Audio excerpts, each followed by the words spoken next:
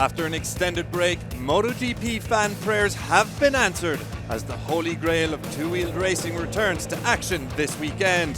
The paddock makes its annual pilgrimage to the revered Circuit TT Assen, with the legendary Cathedral of Speed first appearing on the World Championship calendar in 1949. Since then, motorcycles have graced its tarmac every year with the exception of the COVID-struck 2020 campaign. This season marks the 75th Dutch TT, coinciding with MotoGP's 75th birthday. As we prepare for a special weekend in the Netherlands, here is everything you need to know ahead of round 8. Despite the lack of on-track action over the past few weeks, MotoGP riders still managed to dominate the headlines. Since the Italian GP, 5 riders have resolved their futures, including Jorge Martin, Marc Marquez and Enea Bastianini, putting an end to the Ducati guessing game. Let me introduce you the new Aprilia racing rider who will replace Aleix Espargaró.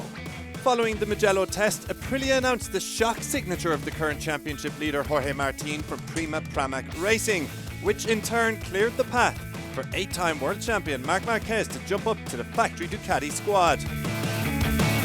The move from the Bologna Bullets meant that Enea Bastianini was without a seat for 2025, but it didn't take the beast long to find a new home, with the Italian set to link up with the rebranded Red Bull KTM Tech 2 next season. Joining Bastianini as Hervé Pontaral's charges next year will be Maverick Viñales, with Top Gun trading in Aprilia's RSGP for the RC16 as he targets a record 4th win on a 4th different bike. Viñales' switch meant that a spot opened up at Aprilia and it was quickly filled by Marco Bezzecchi, meaning the Noelle factory finally have an Italian rider on Italian machinery, and that brought an end to the spring break transfer merry-go-round.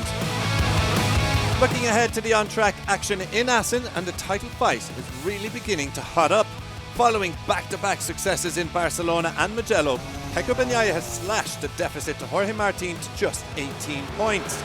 The reigning world champion will be looking to close the gap even further and looks well placed to do so, given he has taken 2 victories on the trot in Assen.